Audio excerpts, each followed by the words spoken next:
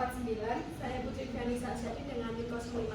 Saya Ustaz Nur dengan 066. Saya Herul Haram dengan NIM 060. Yang pertama adalah tentang Nusabet. Nusabet adalah startup makanan yang mengangkat cita rasa tradisional Indonesia dengan penyajian modern, higienis, dan terjangkau untuk semua kalangan. Untuk berdirinya di tahun 2025, visi brand lokal, lokasi Jabodetabek, dan harga 15.000. Masalah utamanya yang pertama adalah kegagalan UMKM kuliner sangat tinggi. Survei Foodies mencatat 90% bisnis kuliner gagal di tahun pertama dengan penyebab utama stok bahan tidak efisien, lokasi tidak strategis, dan pemasaran yang lemah. Sumber dari Investment.com. Yang kedua ada minimnya akses digitalisasi. Dari 64 juta UMKM di Indonesia, baru sekitar 29% atau 19 juta unit yang sudah go digital atau berbisnis secara online menurut data Kominfo, sumber kontrak.com. Yang ketiga, pasar besar tapi sulit diakses.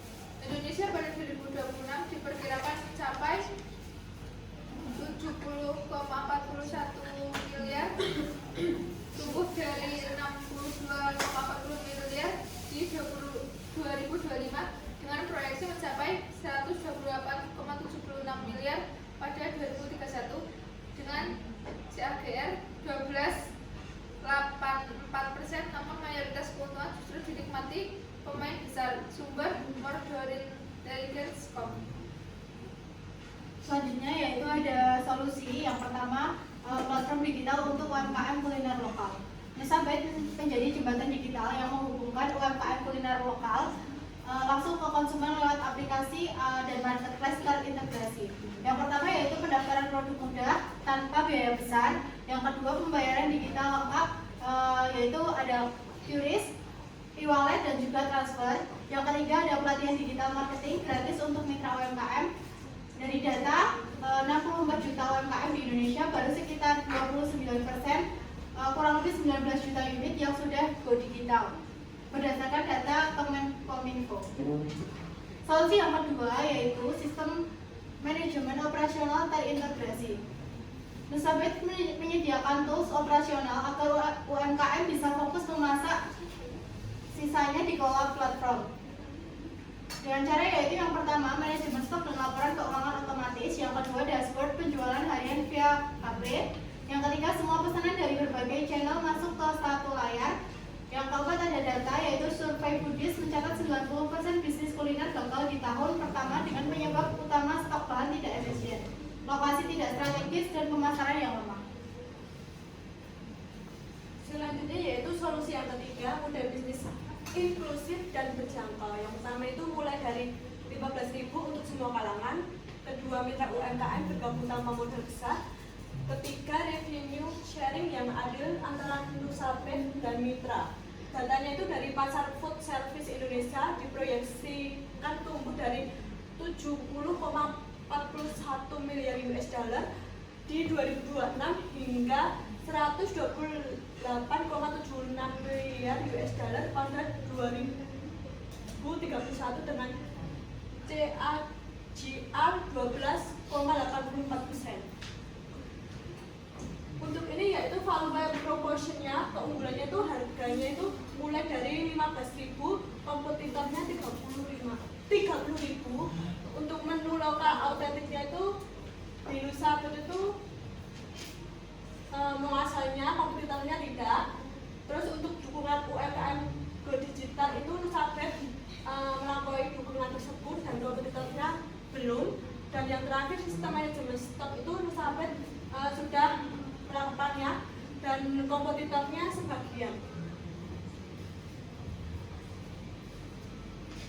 Selanjutnya data di pasar. Berdasarkan data BPS bisnis makanan dan minuman di Indonesia pada 2023 berjumlah 4,85 juta usaha, menyerap 9,80 juta tenaga kerja. BPS Statistik Indonesia ini adalah pasar yang sangat besar. Untuk sumbernya BPS Indonesia. Kemudian yang pertama ada pelajar dan mahasiswa pekerja pasarnya, yang kedua ada keluarga, yang ketiga pekerja kantoran, dan yang keempat mitra UMKM kuliner.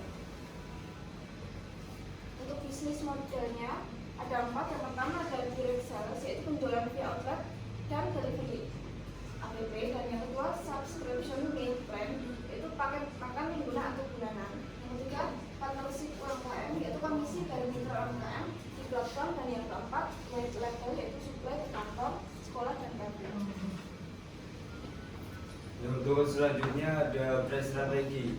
Bagaimana strategi harga kami? Yang pertama yaitu ada harga awal rendah untuk menarik pelanggan baru, dan paket hemat makan plus minum lebih murah dari beli satuan. Yang ketiga ada menu reguler, menu premium, dan menu spesial dengan harga yang berbeda. Untuk keempat ada margin dari menu premium digunakan untuk menjaga harga menu dasar tetap terjangkau. Dan yang terakhir harga mulai dari 15.000 jauh di bawah rata-rata kompetitor. Untuk selanjutnya ada kompetitif advantage.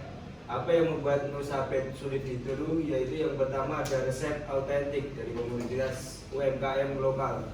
Kedua ada teknologi pemesanan terintegrasi dengan sistem manajemen stok real time.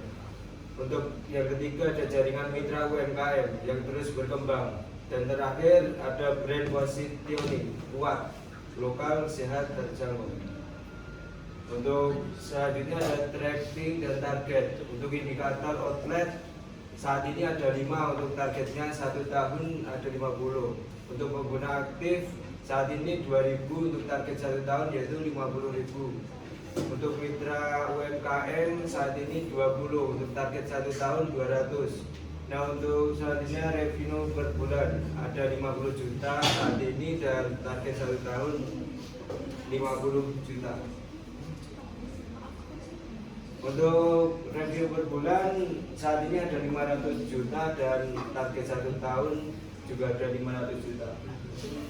500 juta target 1 tahun. Untuk selanjutnya ada impact bisnis. Yang pertama ada solusi memberdayakan UMKM kuliner yang selama ini kesulitan bertahan. Yang kedua ada digital, membantu UMKM go digital berdasarkan data BPS 2024. UMKM menyumbang sekitar 60% terhadap PDB nasional, dan digitalisasi terbukti meningkatkan penjualan hingga 40% bagi pelaku usaha kuliner yang menggunakan aplikasi pengantaran makanan. Yang ketiga ada ekonomi, membuka lapangan kerja dan meningkatkan pendapatan mitra UMKM. Untuk sumbernya di Indonesia@go.id. Terima kasih. Cukup sekian presentasi dari kelompok kami. Apabila ada salah kata, mohon maaf sebesar-besarnya. Wassalamualaikum warahmatullahi wabarakatuh. Waalaikumsalam warahmatullahi wabarakatuh. Kita apa?